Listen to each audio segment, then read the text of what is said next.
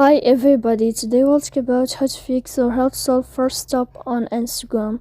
To know how to fix or how to solve Forcestop on Instagram app, you should just go to settings.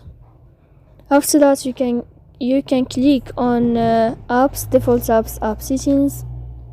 Here we'll enter to the window or to the app of Instagram and you can click here.